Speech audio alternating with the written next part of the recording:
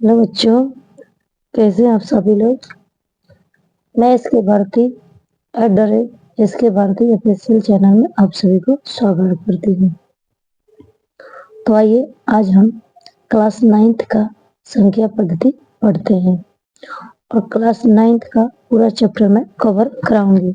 आप हमारे चैनल के साथ बने रहिए, ठीक है।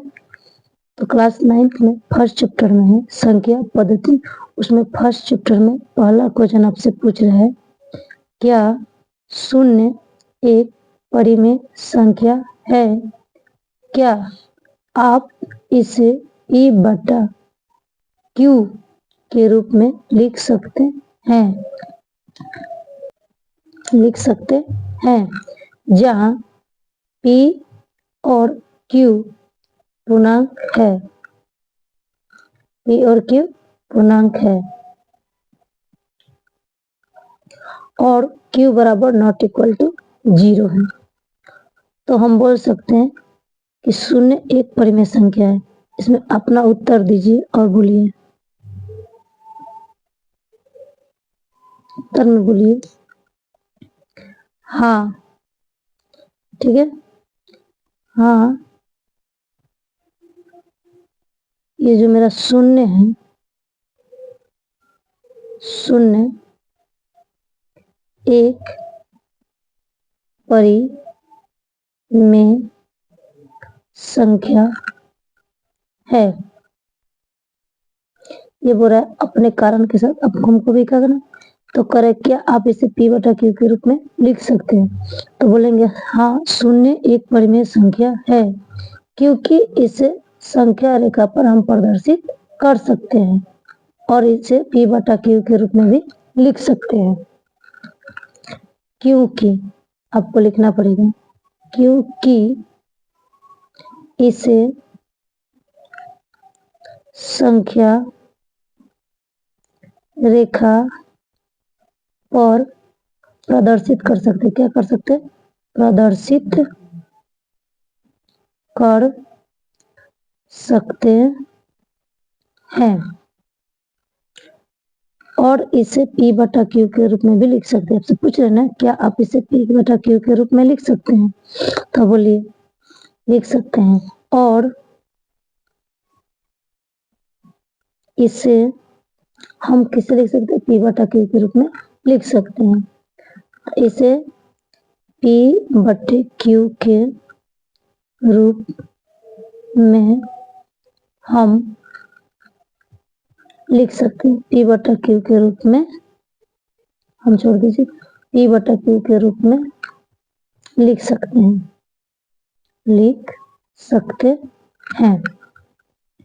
जैसे ये हमारा 0 है, इसको हम बटा में 1 लगा लेंगे तो ये बतावे क्या है कि ये 0 हमारा P बटा Q के रूप में होगा क्योंकि P बराबर 0 और Q बराबर 1 हो गया और Q बराबर नॉट इक्वल टू क्या होता है? 0। Q बराबर नॉट इक्वल टू 0 यानी Q का मान 1 हुआ और P के मान 2 हुआ। जैसे में किसी संख्या को हम लिखते हैं, अगर हम किसी संख्या को लिख देंगे 1 तो इसको हम बटा में 1 लिख सकते हैं, या लिखे 2 तो इसको बट्टे में 1 लिख सकते हैं, या लिखिए हम 3 इसको बट्टे में हम 1 डाल सकते हैं। ठीक है, तो अगला क्वेश्चन देखिए। तो आइए अब हम दूसरा क्वेश्चन लिखते हैं। दूसरा क्वेश्चन में कह रहा है कि 3 और 4 के बीच में 6 परिमेय संख्या ज्ञात कीजिए। 3 और 4 के बीच में कितने परिमेय संख्या ज्ञात करना है? 6। तो चलिए इसका हल करते हैं। हमें 6 संख्या प्राप्त करनी है। हमें 6 परिमेय संख्या क्या करनी है? प्राप्त करनी है। तो चलिए प्राप्त करते हैं। हमें 6 परिमेय संख्या प्राप्त करना है। ठीक है, देखिए हमें 6 परिमेय संख्या प्राप्त करना है। तो चलिए इसीलिए हम लिखेंगे कि 6 प्लस 1, इसमें क्या कर देंगे? ऐड, बराबर कितना आ जाएगा? 7। ठीक है, अब 3 और 4 को 6 परिमेय संख्या के रूप में व्यक्त करते हैं। 3 और 4 को 6 परिमेय संख्या, कितना बताना है? 6 परिमेय संख्या। तो हम इसको लिख सकते हैं 3/1, और इसे कैसे लिख सकते हैं? 4 को लिख सकते हैं ना 4/1, ठीक है। या इसी को देखिए, ठीक है, ये जो हमारा चीज है 3/1 है, तो इसको कैसे हम लिख सकते हैं? 7/7, यानी कि अंश और हर में हम 7 ऊपर भी गुना करेंगे, नीचे भी गुना करेंगे, ठीक है। क्यों करेंगे? क्योंकि हमको 6 परिमेय संख्या निकालना था, इसमें 1 ऐड कर देते हैं। अब इसको 6 परिमेय संख्या हमको निकालना है, ठीक है। और इसी तरह 4/1 में फिर किससे गुना करेंगे? 7/3 से, ठीक है। तो देखिए थोड़ा और इधर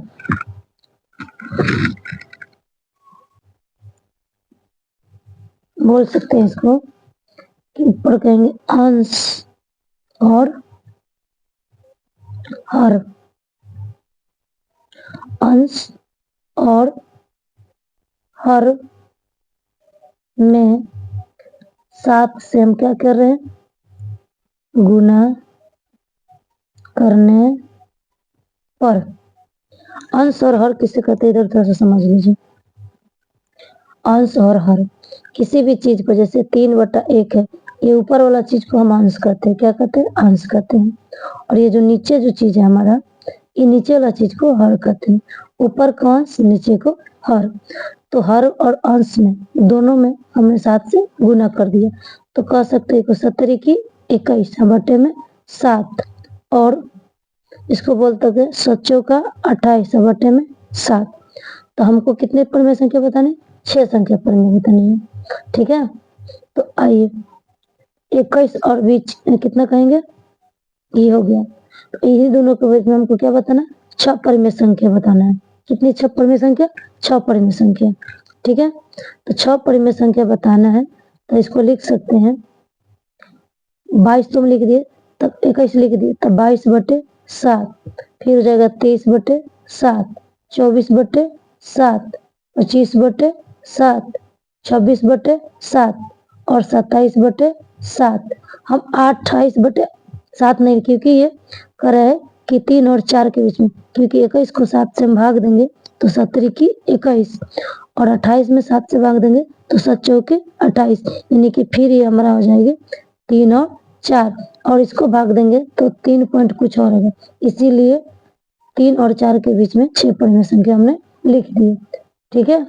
और चलिए अगला 3 नंबर क्वेश्चन हम देखते हैं। यस, उसी तरह हम करेंगे। बट्टा में उसमें बट्टा नहीं था तो हमने बट्टा बनाया, और यहाँ बट्टा दे दिया तो और हमको इजी हो गया। अक्सर बच्चे बट्टा वाला देख के डर जाते हैं, ठीक है। तो आइए, ये करें कि 3/5 और 4/5 के बीच में 5 परिमेय संख्या ज्ञात कीजिए। तो 5 करें, फिर वही चीज हम लेंगे, यहाँ पर क्या करेंगे? इसको हल करते हैं। तो 5 + 1 कर देंगे तो कितना हो गया? 6, और हमको निकालना है 3/5, ठीक है। 3/5 और 4/5 के बीच ही में, तो वही काम करेंगे। ये हमारा हो गया 3/5, और नहीं, इसको हम गुना करेंगे। किससे गुना करेंगे? वही अंश को और हर से, दोनों से। तब उस समय 7 से क्यों किए थे? क्योंकि 6 बोले थे, तो 6 में 1 जोड़ दिए तो 7 हो गया। अभी 5 बोले तो 5 में 1 जोड़ देंगे तो 6, तो ऊपर भी 6 से गुना, नीचे भी 6 से गुना, ठीक है। और 4/5 को भी गुना करेंगे 6/6 से, ठीक है। यहाँ भी वही चीज लिखेंगे, अंश और हर में 6 से गुना करने पर, ठीक है, करने पर। अब देखिए 36 18, 6 × 5 = 30 हो जाएगा, फिर इसको काटेंगे वापस इस रूप में आ जाएगा, तो इसको हमको काटना नहीं है, ठीक है। और लिखना है 6 4 की 24 बटे में 6 5 30, ठीक है। अब हमको जितना बोला, कितनी बोली गई है परिमेय संख्या, 5 बोली गई है। तो आइए लिखते हैं, तो हम लिख सकते हैं ना अतः, ठीक है, 18 बटे 30 और 24 बटे 30 के बीच में 5 परिमेय संख्या। तो इसको जब 18 है तो 18 के बाद क्या आता है 19 बटा में 30 रहेगा, सब में 20 बटा में 30, 21 बटा में 30, 22 बटा में 30, 23 बटे में 30, ये 23 तक है, क्योंकि 24 के बीच में हमको बताना है, क्योंकि ये बताया है कि 3 और 4 के बीच में, और नहीं 1 2 3 4 5, ये हमारी 5 परिमेय संख्या हो गई। अगर परिमेय अपरिमेय नहीं पता है तो आइए हम थोड़ा सा साइड में आपको समझा देते हैं कि परिमेय किसे कहते हैं। हालांकि इसमें भी अपरिमेय नहीं दिया गया, तो अपरिमेय और परिमेय दोनों हम बता देते हैं, ठीक है। थोड़ा साइड में समझिए। और क्वेश्चन 4 अगले वीडियो में हम अपलोड कर देंगे, आप लोग अच्छे से फर्स्ट चैप्टर संख्या पद्धति को, परिमेय संख्या को, नॉलेज के बारे में अच्छे से जानकारी मिल जाएगी। और अधिक जानने के लिए हमारे चैनल को सब्सक्राइब कीजिए, और जो भी कुछ पूछना है आप हमको कमेंट बॉक्स में जरूर बताइएगा। तो आइए हम परिमेय संख्या थोड़ा पढ़ाते हैं आप लोग को। देखिए परिमेय,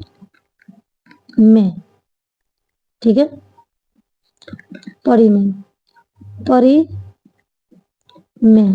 संख्या को हम P बटे Q के रूप में लिख सकते हैं। अब समझिए परिमेय संख्या कौन होता है, और ये मतलब परिमेय समझ गए। अब देखिए अपरिमेय जिसे हम P बटे Q के रूप में नहीं लिख सकते